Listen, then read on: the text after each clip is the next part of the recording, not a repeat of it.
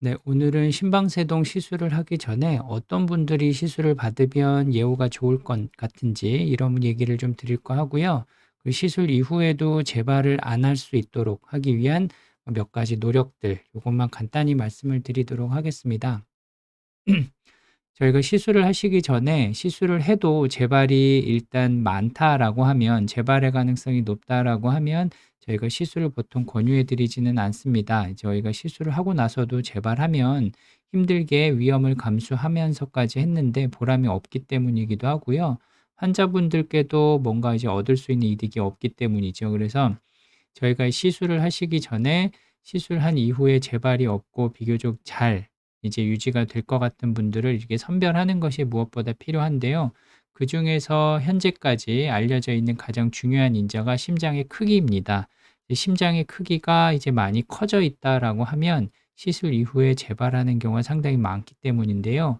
그중에서 이제 쉽게 심장의 크기를 측정할 수 있는 것이 심장의 크기를 엑스레이로 가늠할 수가 있습니다. 보통 엑스레이를 찍으면 이렇게 심장이 하얗게 나오고 주변에 검은 게 폐로 나오는데, 요 정도가 이제 정상이라고 한다면 보시는 것처럼 이제 부정맥이 오래되거나 심방세동이 오래되면 이렇게 심장의 크기가 이 정도까지 많이 커져 있습니다. 그래서 요걸 심비대라고 하고요. 그래서 흔히 엑스레이에서 이제 대략적인 심장의 크기를 가늠할 수가 있고, 정확하게 보기 위해서는 우리가 보통 이제 심장 초음파를 많이 하죠. 그래서 심방세동 처음 진단받은 분들 처음에 심장 초음파를 하는 이유 중에 하나가 심장이 건강한지를 보는 것도 있지만 심장의 크기가 어느 정도인지를 보통 측정을 합니다. 그래서 심장의 크기가 어느 정도 이상 커져 있다라고 하면 그 이후에 시술이나 항부정맥제를 썼을 때 효과가 비교적 좋지 않다, 이렇게 가늠을 해볼 수가 있는 거죠. 그래서 이게 좀 중요한 파라미터가 되고요. 또 하나는 심장의 변성 정도 이렇게 했는데, 보통 우리가 기관에 따라 다르긴 하지만 심장에 이제 MRI를 미리 찍는 분들이 있습니다. 시술 전에. 또는 CT를 찍는 분들도 있고요. 그래서 특히 이제 MRI 같은 경우에는 이제 심장의 변성 정도를 알 수가 있는데, 여기 그림에서 보는 것처럼 심장에 MRI를 찍고 이제 변형을 했더니 이렇게 보면 초록색으로 나와 있는 부분들이 심장의 변성이 많이 와 있어서 이제 색깔이 변한 부분입니다. 물론 심장의 색깔이 이렇게 푸르게 또 녹색으로 변하는 건 아니고 이게 색깔이 입힌 거고요. 실제 MRI를 찍었을 때 이런 부분들이 체크가 됩니다. 그래서 부정맥이 오래되어서 심장이 커지고 그리고 심장벽에 변성이 좀 많이 와 있다라고 하면 역시 시술 이후에 재발이 많고 예후가 좋지 않은 것으로 되어 있습니다. 기관에 따라서는 CT를 찍는 분들도 있는데, CT를 통해서는 이제 여러 가지 심장의 크기를 볼 수가 있고요. 또는 혈전이 이미 형성이 되어 있는지 이런 것들을 체크해 볼 수가 있습니다. 그래서 이런 정보를 바탕으로 시술 이후에 어느 정도의 예후를 보일 수 있을 것인지를 미리 가늠을 해볼 수가 있습니다. 그리고 또 하나가 시술하면서 알게 되는 이제 여러 가지 예후 인자들이 있는데, 보시는 것처럼 저희가 시술할 때 심장 안의 변성 정도를 실제 체크를 해볼 수가 있습니다. 보시는 것처럼 이렇게 붉게 표시된 부분들이 변성이 좀 많이 와 있는 부분이고, 이렇게 푸른색 또는 보라색으로 나와 있는 부분들이 비교적 건강한 심장이라고 되어 있죠. 그래서 심장이 예를 들어서 부정맥이 오래되어서 처음에 말씀드린 것처럼 심장이 크고 그 다음에 MRI나 CT에서부터 변성이 많이 와 있다, 그러면 실제 시술할 때도 이렇게 붉은색으로 표시된 변성된 정도가 심하게 나타납니다. 이런 분들은 시술한 이후에도 재발이 많은 것으로 되어 있어서 이제 조금 더 주의를 요할 것 같습니다.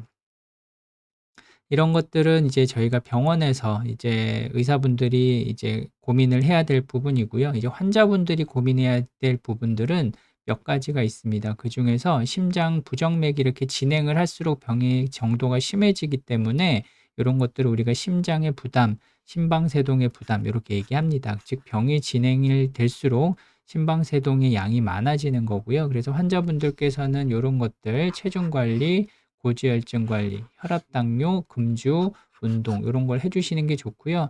만약에 기저에 혈압이나 당뇨 그리고 흡연을 하셨다거나 술을 많이 드신 분들은 역시 시술 이후에 재발이 많기 때문에 이런 것들이 관리가 잘 안 된다라고 하면 보통 저희가 시술을 미리 권해드리지는 않습니다.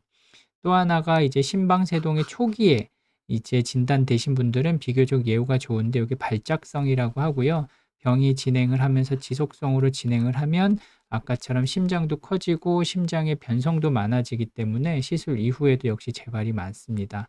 그래서 보통은 약을 먹거나 제세동기 이런 치료 보통 많이 하시는 것이 지속성으로 진행하는 것을 최대한 좀 억제하려는 목적입니다. 그럼에도 불구하고 지속성, 궁극적으로는 이제 완전히 영구형으로 진행을 하게 되면 그때는 시술의 효과가 현저히 떨어지기 때문에 그 전에 이제 시술을 고민을 하게 되고요.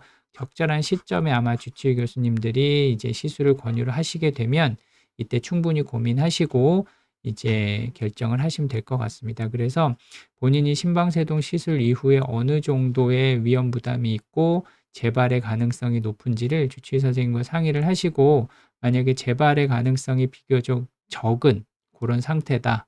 그렇다고 하면 적극적으로 시술을 권유해 보는 것도 좋을 것 같고요. 만약에 이제 어느 정도 고혈압, 당뇨가 조절이 잘 안 되고 심장도 이미 커져 있고 변성도 많이 와 있다라고 하면 시술보다는 다른 이제 뭐 항응고 치료라든지 뇌졸중 예방이라든지 2차적인 목적을 위해서 약물을 추가적으로 복용하는 것도 좋을 것 같습니다. 네, 감사합니다.